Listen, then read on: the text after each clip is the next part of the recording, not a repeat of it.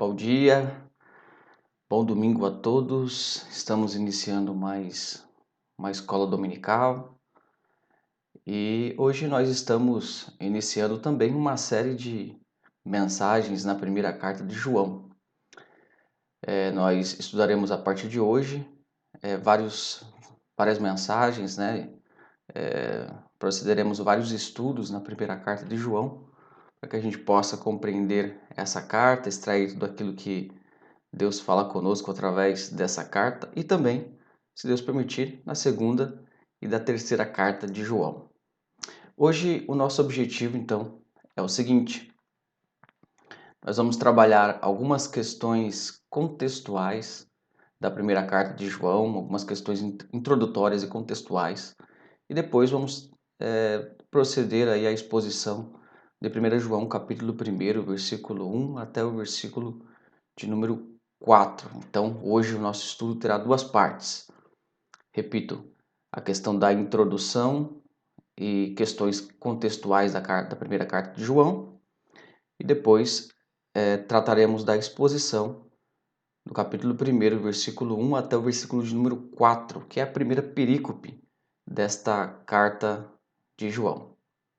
Antes, porém, vamos ter uma palavra de oração neste domingo, esse belo dia que o Senhor tem dado para que aproveitemos da melhor maneira. Vamos orar. Senhor bendito, nós nos colocamos, ó Pai, diante da Tua presença, Pai querido, em oração, em submissão à Tua vontade, Pai, e pedimos a ação do Teu Espírito Santo, ó Deus, neste momento de estudo da Tua palavra. Ó Deus, que o Teu nome seja plenamente glorificado, que sejamos edificados, consolados e corrigidos pelo Senhor. Nós pedimos todas estas coisas no nome santo de Jesus Cristo. Amém. Então, a primeira coisa que nós temos que observar e vamos observar hoje é em relação às questões contextuais da primeira carta de João. Bom, em relação ao título, está escrito aí em todas as Bíblias, né, Epístola de João. E aparece, como você pode observar aí, o nome de João em grego em muitas cópias, em muitos manuscritos. Todavia, é evidente que este nome não está nos textos originais, né? O nome de João não está nos textos originais. Na verdade, o título, Epístola de João, foi adicionado porque a igreja tinha a convicção plena de que fora João que escreveu esta carta. Então, tradicionalmente, é aceito que essas cartas, né, a primeira, a segunda, a terceira carta atribuídas a João, tradicionalmente é aceito pela igreja e há fortes indícios de que foi João mesmo que escreveu. Daí nós passamos automaticamente para a questão da autoria dessas cartas.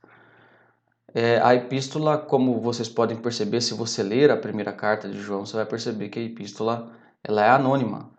João não se apresenta ali como João, o apóstolo de Jesus Cristo, né? Como é comum nas epístolas do Novo Testamento, nas epístolas do primeiro século.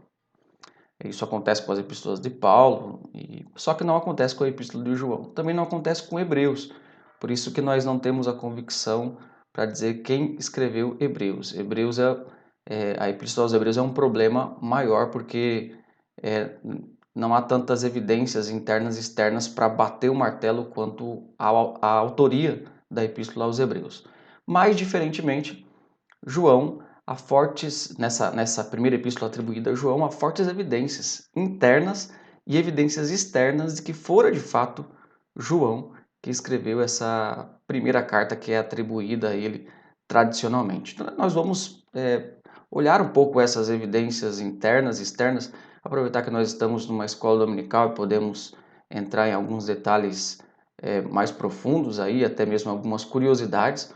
Então vamos entrar nesses detalhes primeiramente olhando para as evidências externas, ou seja, evidências que estão fora da Bíblia, né? Quais documentos, quais escritores próximos dos apóstolos escreveram a respeito da autoria dessa carta e que atribuíram, né, que confirmaram que essa carta foi escrita por João. Então, eu fiz um resumo aí dessas evidências externas podemos resumir nestes nomes que estão escritos. Então, Policarpo, no início do segundo século, cita 1 João 4,2 e sugere que a autoria desta carta é joanina, é de João. Lembrando que isso é importante porque, historicamente, é aceito que Policarpo foi discípulo de João. Então, se o próprio discípulo de João cita um trecho dessa carta e diz que essa carta foi escrita por João, então nós temos aqui uma forte evidência a favor da autoria joanina.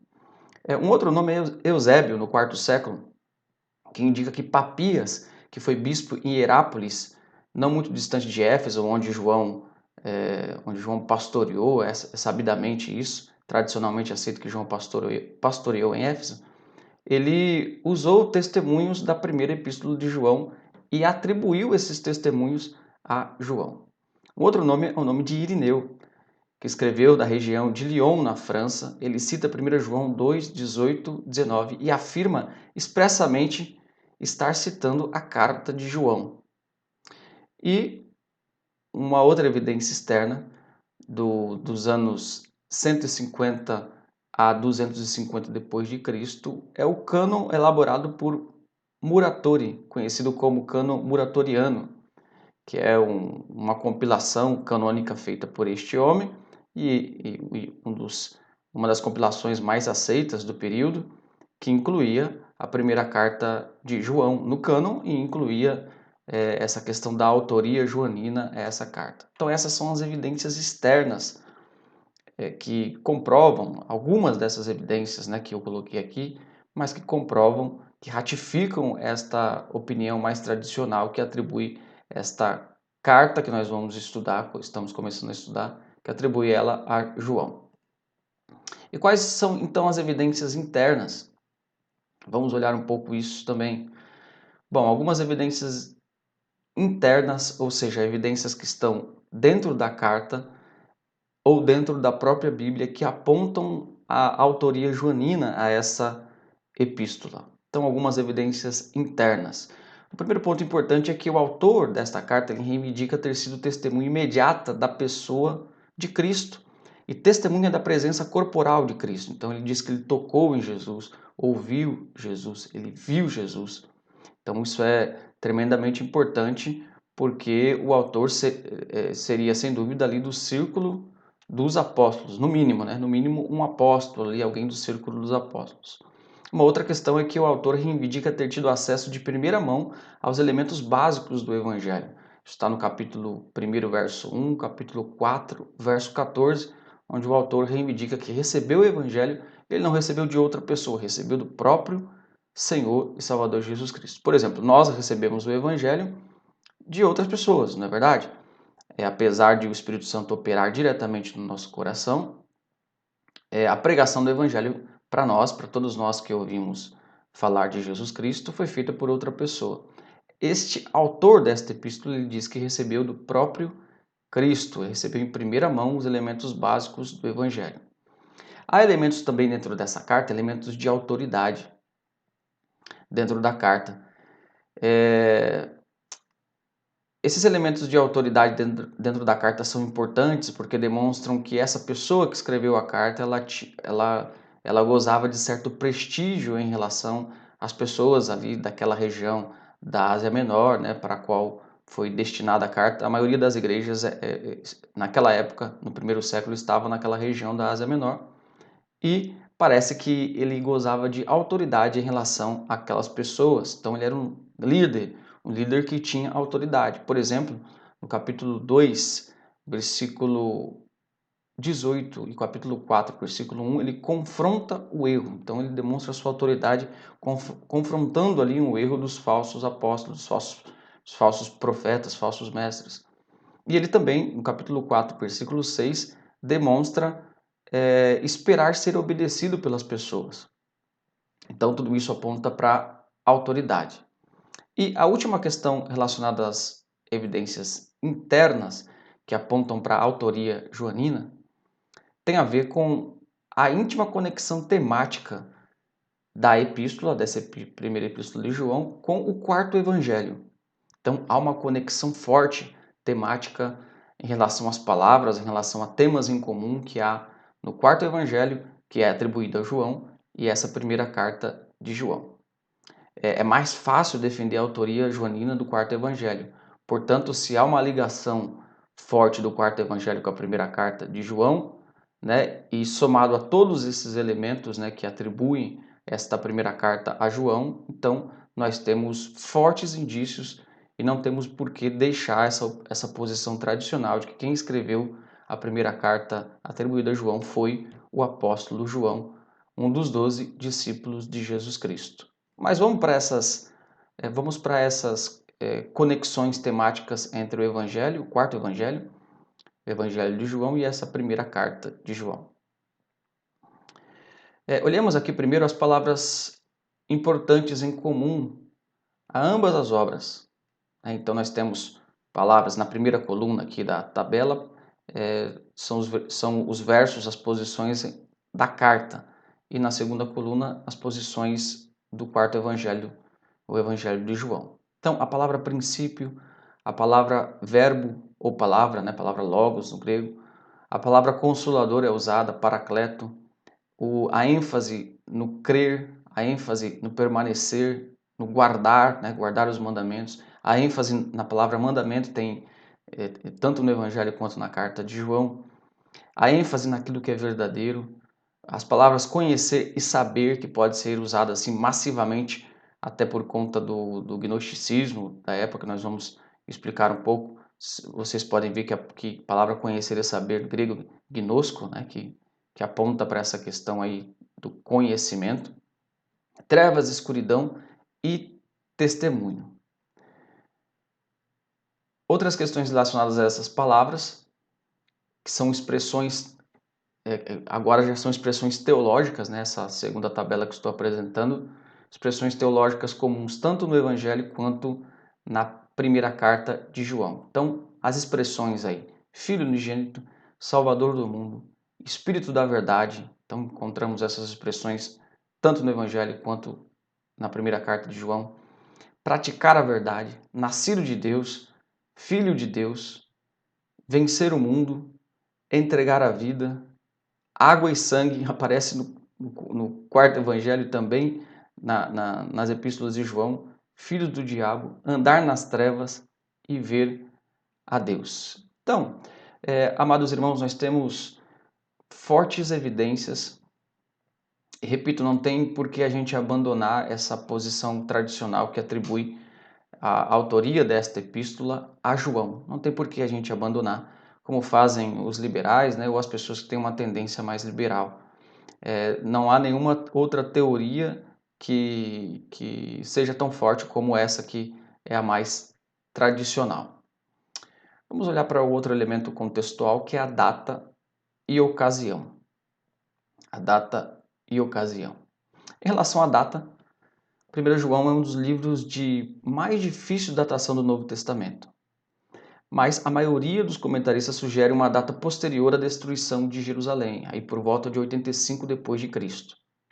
Mas como não há um consenso assim absoluto entre os comentaristas, há uma certa margem, podemos dizer, de erro entre os posicionamentos, eu coloquei aí que a data de escrita, de confecção dessa carta está entre 85 e 110 depois de Cristo. Muito provável foi escrita depois do Evangelho de João ser escrito. E muito provável foi escrita antes de Apocalipse ser escrita. Em relação à ocasião, o que é a ocasião? Isso é importante e talvez uma das coisas mais importantes que nós temos que prestar atenção, porque a ocasião aponta para a circunstância na qual foi escrita a carta. Então, em qual contexto foi escrito, qual era o problema que estava ocorrendo, qual o objetivo do autor, o propósito, tudo isso tem a ver com a questão da ocasião, né? Então essa carta João, ela foi escrita a uma igreja ou mais igrejas, talvez fosse uma carta circular, que circularia em mais igrejas, em que falsos mestres e falsos ensinos haviam aparecido e feito algum progresso. Então, por exemplo, o capítulo 4, versículo 1 capítulo 2, verso 19 dessa carta, aponta para essa questão, para essa preocupação de João, demonstrando que o falso ensino, falsos mestres, falsos profetas estavam pregando um falso evangelho, uma falsa doutrina, e eles estavam prosperando. Por isso a preocupação de João ao escrever esta primeira carta, também a segunda e a terceira carta de João. Isso ocorre, irmãos, porque a ideia que se tem da igreja primitiva é que a igreja primitiva era mil maravilhas, né? Todo mundo ficava lá cheio do Espírito Santo, falando em línguas ou milagres por todo lado, mas apesar disso, apesar de obviamente acontecer mesmo bastante milagres e tudo isso por conta do período apostólico, período canônico, né, estar ocorrendo, havia muitos problemas também. Então o evangelho ele chegou em meio a um contexto judaico e grego, e pessoas misturavam aí conceitos judaicos e conceitos gregos com o evangelho e acabavam por perverter o evangelho, falsos mestres se levantavam. Então, a partir do momento que os apóstolos começaram a pregar a Jesus Cristo, já começaram a existir pessoas, falsos mestres, pregando Jesus Cristo também, mas um outro Jesus, com outras características, né? E os escritores do Novo Testamento, os apóstolos, os escritores canônicos, se esmeraram por combater esses falsos erros. É por isso que, apesar dessa carta ter bastante características pastorais, de ensino, de orientação, exortação pastoral, muitos acreditam que seja uma carta de cunho polêmico, ou seja, João quer aqui refutar, né? Quer defender a fé. É um cunho apologético e, de fato, isso ocorre nessa carta. Bom, então nós temos que prestar atenção em algumas coisas aí. O contexto principal aqui, a questão da ocasião e a circunstância, era o problema com os falsos profetas, os falsos mestres, que adentravam as igrejas pregando um evangelho que João não havia pregado, não era o evangelho que João havia recebido de Jesus. E as características dessa falsa pregação, primeiramente, tem a ver com o docetismo. É certo que não era o docetismo mesmo, que foi uma heresia desenvolvida um tempo depois, mas seria aí uma semente, né, do docetismo, que era uma doutrina que negava a encarnação de Cristo, negava que Jesus veio fisicamente em carne. A palavra docetismo vem de doquel, que significa parecer. Então eles entendiam que quem via Jesus via alguém parecido com um ser humano, mas Jesus não era um ser humano, não se podia tocar nele, não se podia pegar nele, né? Ele não tinha características plenamente humanas. Então essa era uma heresia, porque uma questão primária e básica para a fé cristã é reconhecer que Jesus veio em carne. Se ele não veio em carne, ele não pôde morrer por pessoas de carne e osso, né, representá-las, e outras implicações mais terríveis para a nossa fé seria se Jesus não tivesse vindo em carne, né, assumir essa mentira. Então, existia um problema doutrinário aí, relacionado ao docetismo, e talvez uma semente do gnosticismo também, que foi outra heresia que se desenvolveu mais tarde e tinha elementos também filosóficos gregos. Por isso, o segundo ponto aí desses falsos, segunda característica desses falsos mestres, era a frouxidão moral. Então, eles acreditavam que a gente não precisava seguir a lei de Deus, né? Eles eram contra essa ideia de se seguir a lei de Deus, contra essa ideia da santidade, e pregavam que a pessoa poderia viver uma vida moral devassa, que Deus não estava se preocupando com isso. Muito talvez por conta de uma semente do gnosticismo nessa ideia deles, né? Então o gnosticismo era uma crença grega, né, baseada na filosofia, em uma vertente da filosofia grega, que afirmava que tudo aquilo que é físico, material, é ruim, e tudo aquilo que é espiritual é bom. Então eles acreditavam, olha, minha alma é boa, o meu espírito é bom, Deus quer o meu espírito, Deus quer a minha alma.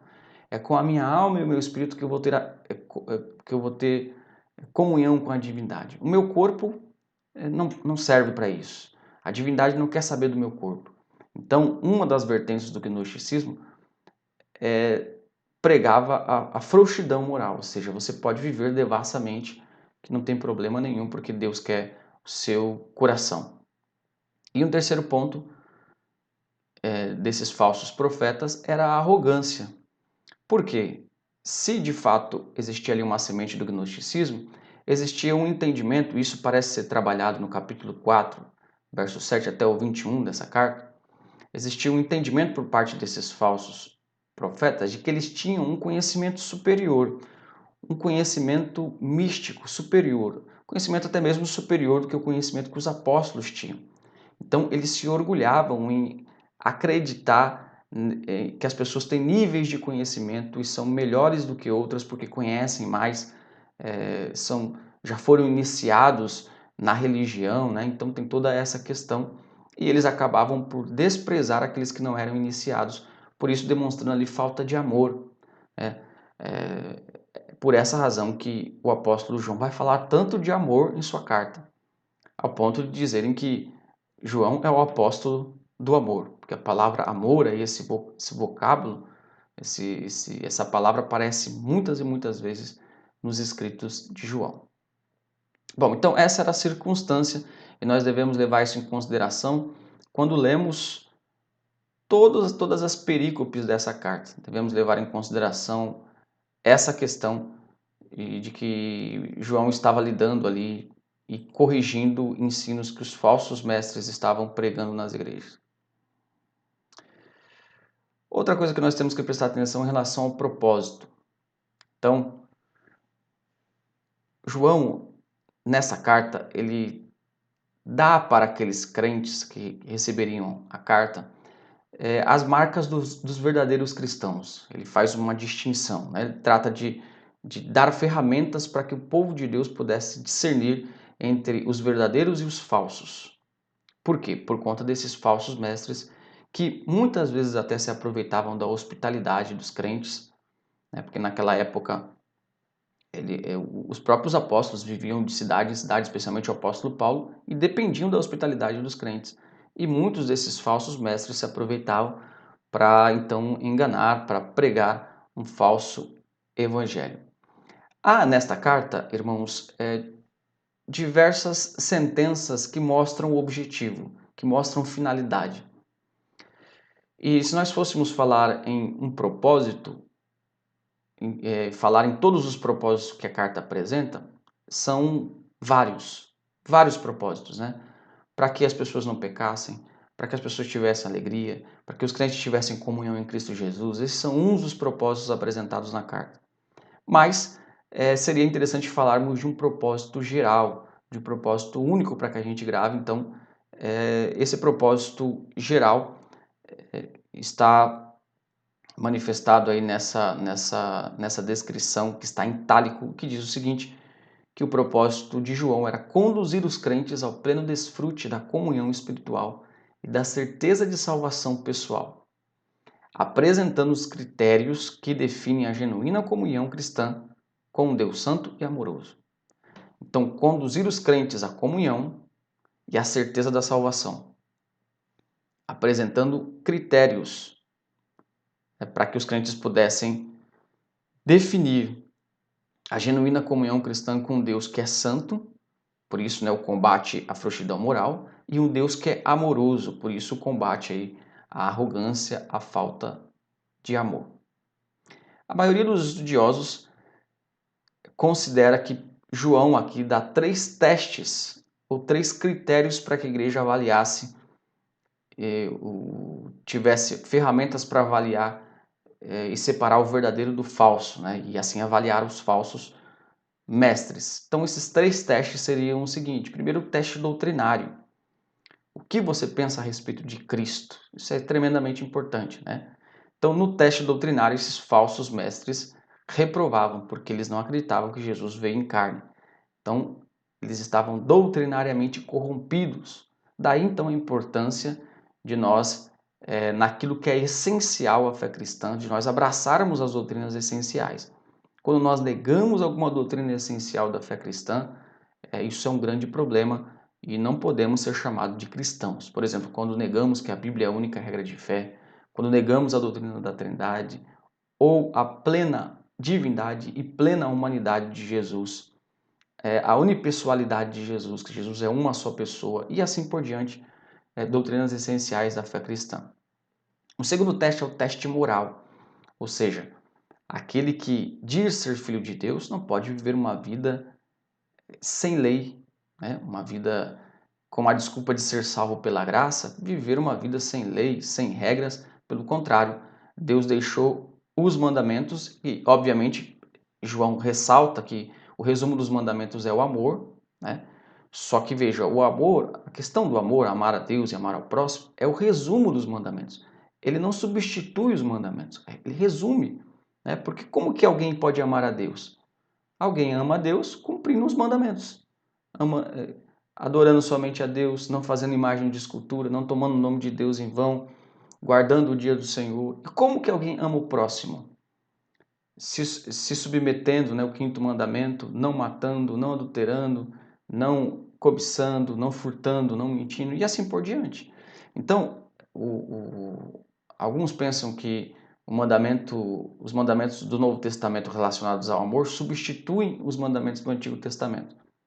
Não, eles são resumos, né? São sínteses dos mandamentos. E o terceiro teste é a questão fraternal. Ou seja, uma pessoa que diz ser filha de Deus e não ama o seu irmão, então ela tem fortes indícios de não ser filha de Deus. Então, aí o terceiro teste que João apresenta nessa carta. O último ponto aqui relacionado às questões contextuais tem a ver com o esboço. É sempre bom a gente seguir um esboço quando a gente vai estudar um livro da Sagrada Escritura. E eu aconselho você a ter esse costume, né, de quando você for estudar um livro, procure algum bom comentário, peça a opinião de alguém que entende disso, procure um bom comentário que lhe traga um esboço para que você possa seguir aquele esboço.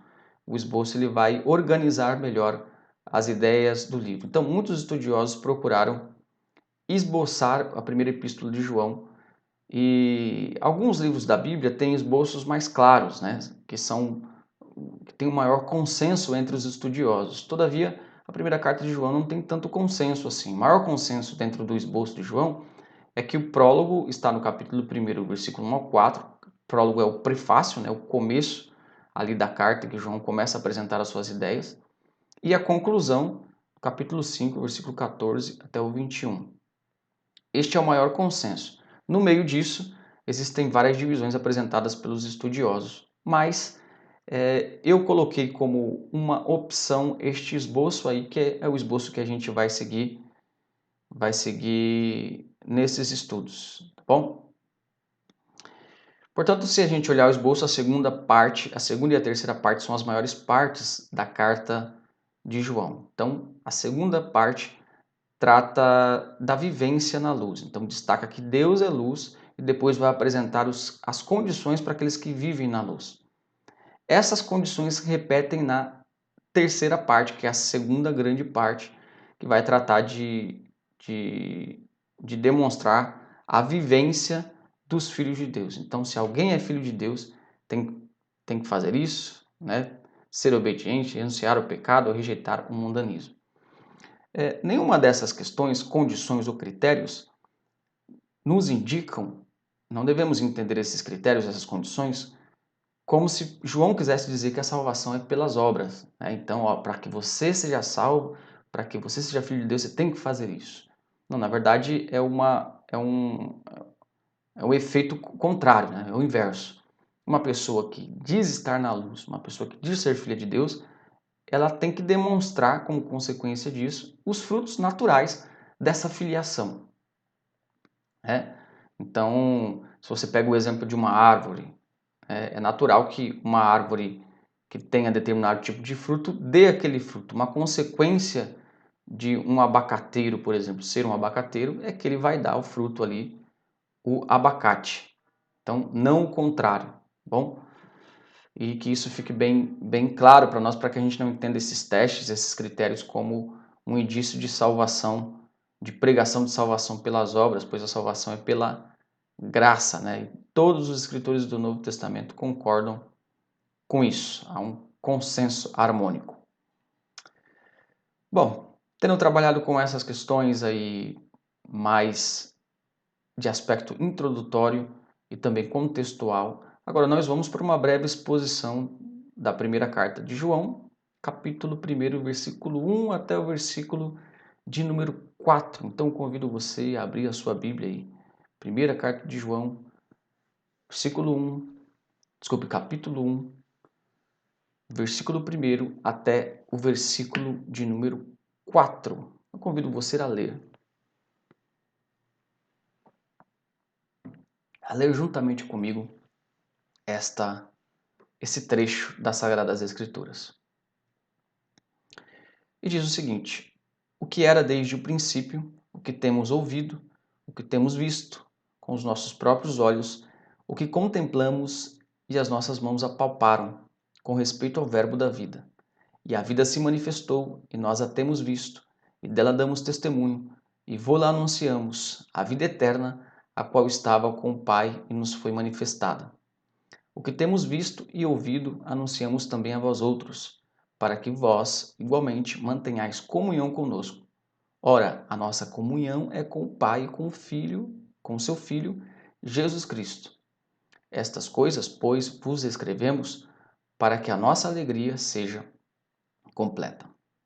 Vocês podem já perceber logo de início que não há uma apresentação do autor na carta, aquilo que nós comentamos relacionado à autoria, né? Ele vai direto para o assunto, já começa falando do assunto, embora esse trecho seja considerado o prólogo, o prefácio, em que João prepara os seus leitores para os assuntos que serão desenvolvidos.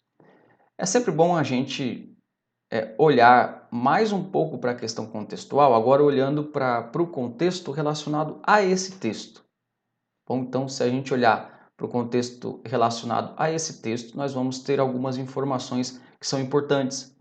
Primeiro, que essa passagem está intimamente relacionada, essa passagem, né, que nós lemos, que é o prefácio, o prólogo da carta, está intimamente relacionada ao prefácio, ao prólogo do Evangelho de João.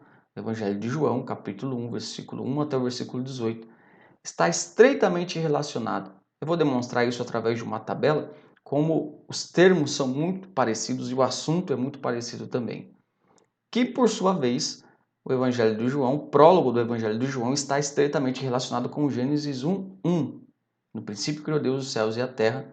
O Evangelho de João diz, né, no princípio era o Verbo, né, o Verbo estava com Deus, e assim por diante. Existe uma afinidade, existe uma relação muito próxima em relação ao vocabulário, em relação à teologia também. E a ênfase do prólogo aqui, a ênfase doutrinária, a ênfase teológica, que diz respeito à cristologia, que é a doutrina que estuda a natureza de Cristo e as obras de Cristo, a ênfase está na humanidade completa de Jesus e na divindade de Jesus.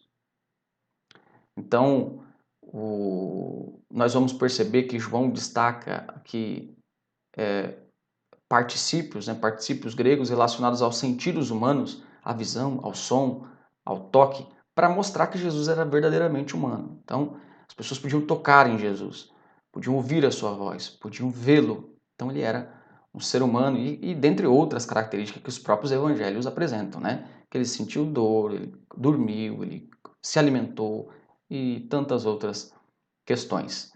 Só que também este prólogo, assim como o prólogo de João, ressalta a divindade de Jesus.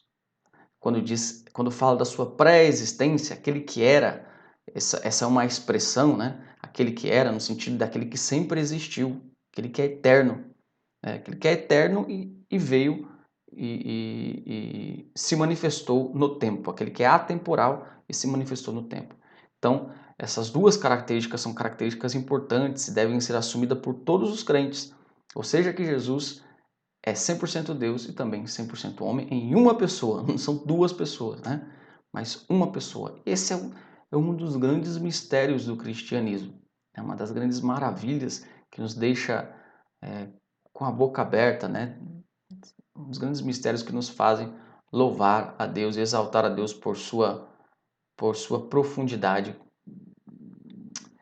E fazendo uma comparação aqui entre o prólogo de João e o prólogo dessa carta, nós vemos aí, como disse, essas expressões parecidas, né?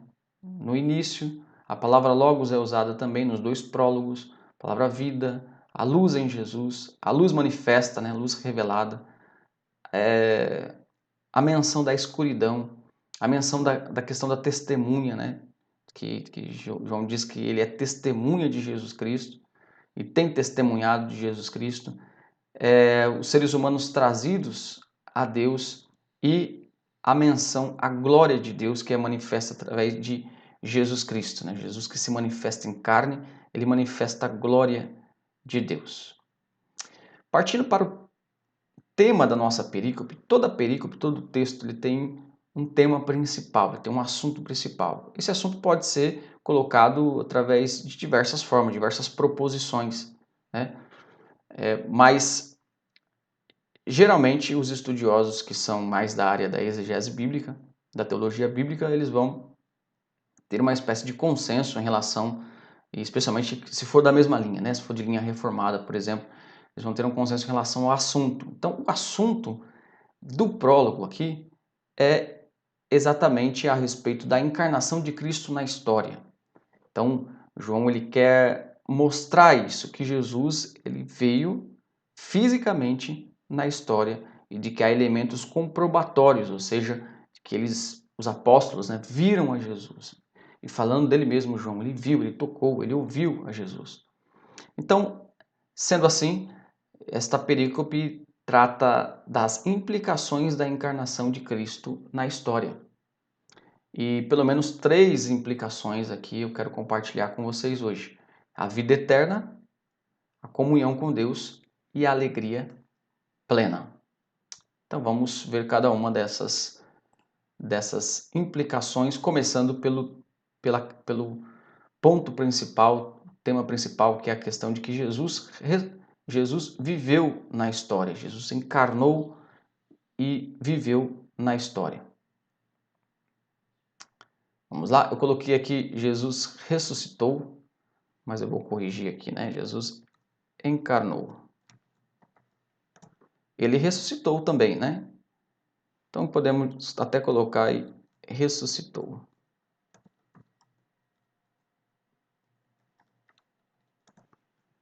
Porque isso é importante isso para mostrar para a gente que isso aconteceu na história, ou seja, isso não é um conto, né, que alguém falou, isso aconteceu de fato na história. E quais são os elementos desse prólogo que apontam para isso? Então, especialmente o versículo 1 quase todo e o versículo 2 e boa parte do versículo 3, né, pelo menos a primeira parte, apontam para essa ênfase de João no fato de que Jesus veio na história. Então, versículo 1, o que era desde o princípio, o que temos ouvido. Então, vejam que João ele usa sempre aqui o pronome que está subentendido aqui, nós, né? Nós temos ouvido, né? Nós temos visto. E até o final, até o último versículo, aí, versículo 4, ele fala que nós temos pregado e assim por diante. Ele usa o pronome nós, provavelmente porque ele está incluindo ali os apóstolos. Tá? Existem outras opiniões, mas provavelmente ele está incluindo os apóstolos que também viram, que também ouviram, que também pregaram o evangelho. Então, o que era desde o princípio, que temos ouvido, que temos visto com os nossos próprios olhos, o que contemplamos e as nossas mãos apalparam. Existem vários verbos aqui no perfeito, mostrando o verbo perfeito no grego, ele mostra uma ação realizada no passado cujos resultados são permanentes. Então, João ele demonstra que as ações aqui de ouvir, né, de vê-las, continuam com os seus resultados, né, no presente também. Há um contraste aqui interessante nesse versículo 1. Na primeira parte do versículo, né, na primeira sentença e a segunda. Entre a primeira sentença e a segunda sentença, como vocês podem observar aí está projetado, está escrito na primeira sentença, o que era desde o princípio. Então isso aponta para a eternidade de Jesus. E a segunda sentença, o que temos ouvido. Né? Então, esse contraste chega a ser um contraste dramático. Né? Ou seja, aquele que sempre existiu, aquele que sempre foi, agora está manifestado na história, está manifestado no tempo. Nós podemos pegar, nós podemos ver. É interessante isso. Essas manifestações físicas, elas ocorreram no Antigo Testamento. Deus se manifestou ao ponto das pessoas verem alguma coisa relacionada com Deus. Ninguém viu a Deus, mas crentes no Antigo Testamento viram teofanias, que são manifestações visíveis de Deus. Então eles viram e eles também ouviram. Há relatos de profetas que ouviram, obviamente, no Antigo Testamento, relatos de profetas que ouviram a voz de Deus. Mas não há relato de pessoas que tocaram. Então nós temos esse elemento adicional no Novo Testamento. Porque aquilo que é eterno, ele se torna carne ao ponto de ele poder ser tocado. Por isso eu coloquei aí um destaque na palavra apalparam. As nossas mãos apalparam. João está dizendo, nós pegamos em Jesus. Então aqui está o ápice, dessa manifestação, você poder tocar. Nós tocamos em Jesus. Versículo 2, que está entre parênteses na nossa tradução, porque, e na maioria das traduções, porque realmente a, a parte sintática desse texto aponta para isso, aponta para o fato de que o versículo 2 é um parênteses, ou seja, ele é uma explicação daquilo que está no verso anterior, provavelmente em relação ao verbo da vida, se entendido como encarnação, uma referência à encarnação de Cristo. Então, diz o seguinte o verso 2: E a vida se manifestou, e nós temos visto, e dela damos testemunho, e vô-las anunciamos. Então, essa palavra é importante. A vida se manifestou. Se manifestou como? Eu vi a vida. Eu toquei, eu ouvi. Então, se referindo a Jesus. Versículo 3. O que temos visto e ouvido anunciamos também a vós outros. Então, a ideia aqui de João, importante para nós, é mostrar o conteúdo do Evangelho. O que é o conteúdo do Evangelho? Isso é muito interessante, A nossa fé não é uma fé somente baseada em uma teoria que foi criada em dogmas ou até mesmo só um estilo de vida. Não, a nossa fé é baseada em um testemunho de um fato histórico. Então João está dizendo, olha, aconteceu esse fato histórico, Jesus se manifestou fisicamente, nós ouvimos, nós tocamos nele, nós vimos com os nossos próprios olhos e a gente anunciou isso para vocês. Então, anunciamos isso para pessoas que não viram, que não ouviram e que não tocaram. Tipo eu e você, Nós não ouvimos, nós não vimos Jesus, não tocamos, nós não tivemos nenhum relacionamento com Cristo físico, Sim, nós temos comunhão e temos contato espiritualmente com Cristo, mas não fisicamente.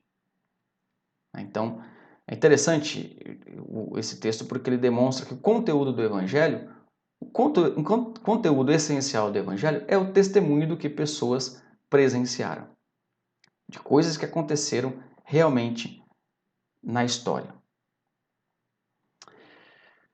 Bom, agora vamos para as implicações, Quais são as implicações?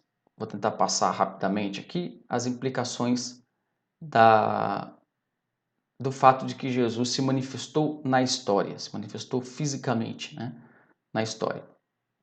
As implicações apresentadas no texto, primeiro, é a vida eterna. Se Cristo não se apresentou na história, então não há vida eterna. Por isso, há várias citações aqui da palavra vida, mostrando que Jesus é a vida, ele é a vida essencialmente. Ele é a vida no sentido criacional, de que ele deu vida, ele criou as pessoas.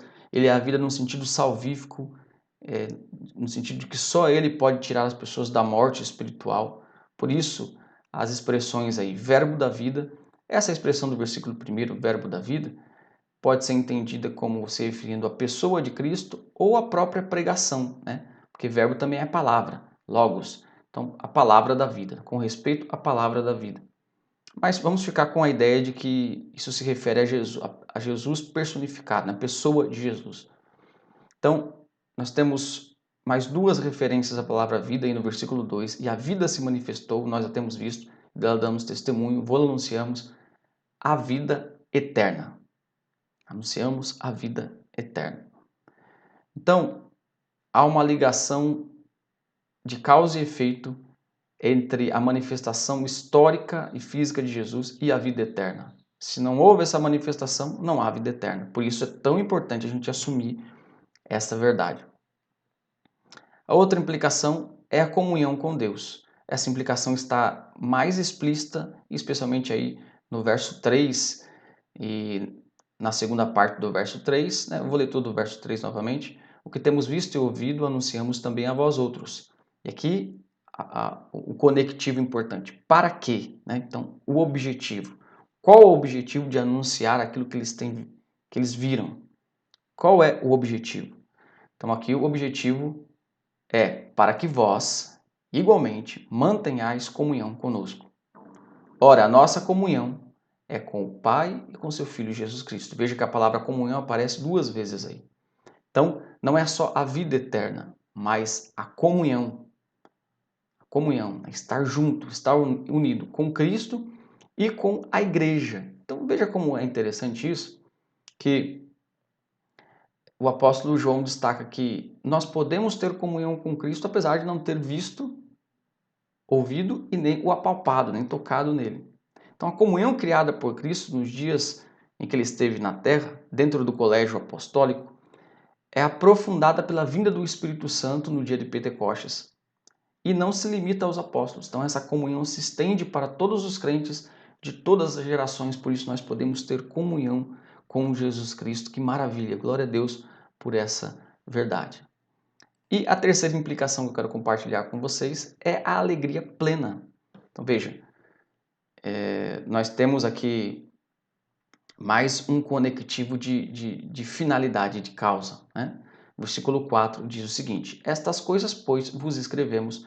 Então, o implícito nós aí, eu já expliquei que provavelmente ele está levando em consideração todos os apóstolos. Estas coisas, pois, vos escrevemos porque para que a nossa alegria seja completa. Há uma diferença de manuscritos, porque um grupo de manuscritos traz a expressão aí, a palavra nossa, nossa alegria.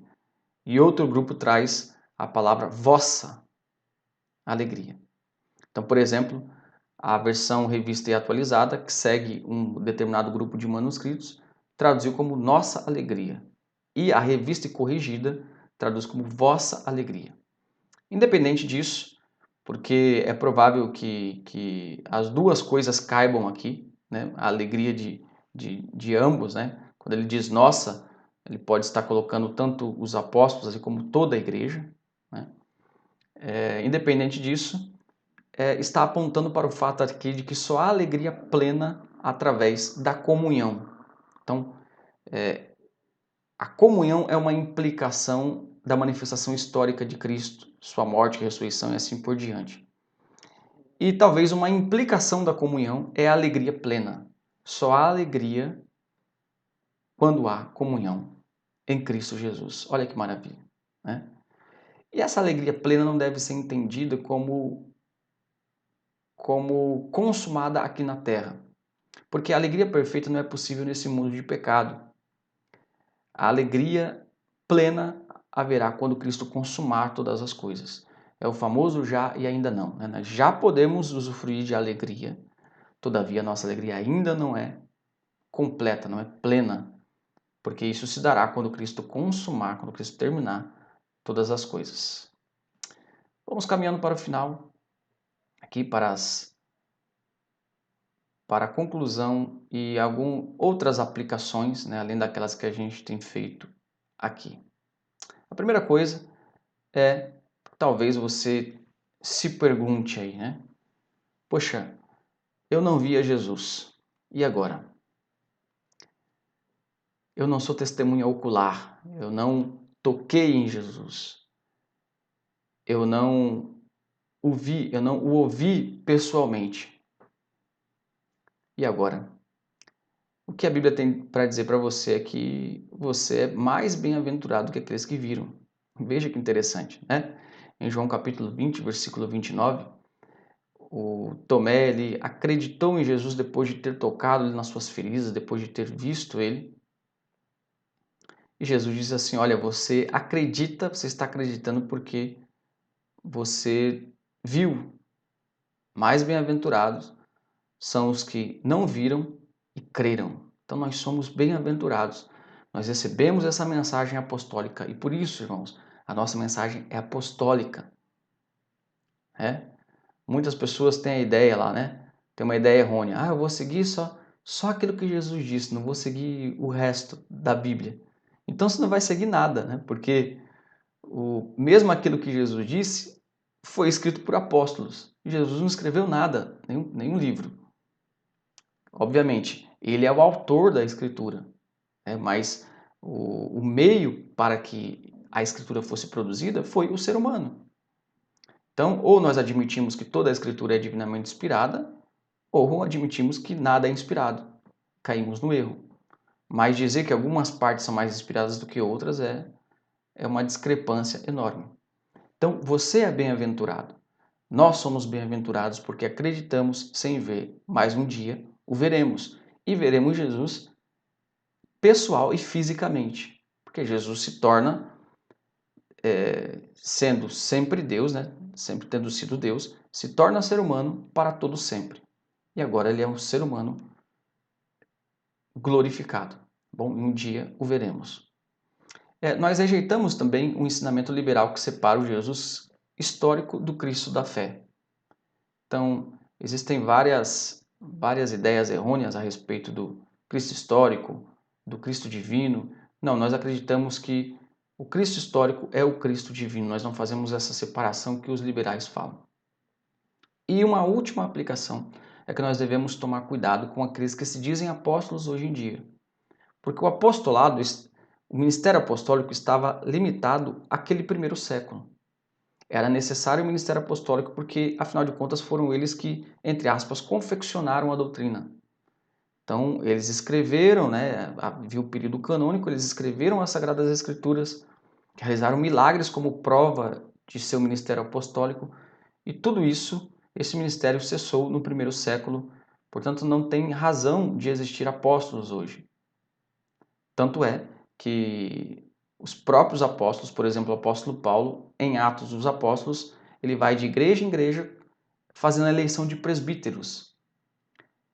Não são apóstolos que ficam no lugar dos apóstolos, dos 12, né? São presbíteros. Então, apóstolo é somente os 12, foram somente os 12 apóstolos. Espero que tenha sido edificante estes momentos que tivemos aqui de estudo da Palavra de Deus, essa primeira carta, e nós vamos continuar estudando, se o Senhor permitir, enquanto durar aí essa quarentena, né? Perícope por perícope, texto por texto, esta carta tão maravilhosa que nos traz ensinamentos tão gloriosos. Deus abençoe a sua vida, vamos orar, pedindo a graça de Deus para que vivamos tudo aquilo que aprendemos hoje. Ó, bendito Senhor. Primeiramente, nós te agradecemos, ó Pai, por poder estudar a Tua Palavra. Obrigado por esse domingo, dia do Senhor. E obrigado também, ó Deus, pela manifestação de Jesus Cristo na história. Pedimos agora que o Senhor nos ajude a ter uma fé firme nisso, que nunca duvidemos disso. Nos ajuda, Senhor, a lutar, a defender a nossa fé diante das acusações de Satanás. Ó Deus, em tudo nós pedimos força e poder do Teu Espírito Santo e Te glorificamos, Senhor, por poder ter comunhão com Cristo e sentir alegria maravilhosa de estar em Cristo Jesus, nosso Senhor e Salvador. Nós pedimos todas estas coisas no nome santo de Jesus Cristo. Amém. Deus abençoe a sua vida, tenha um domingo abençoado. Deus abençoe.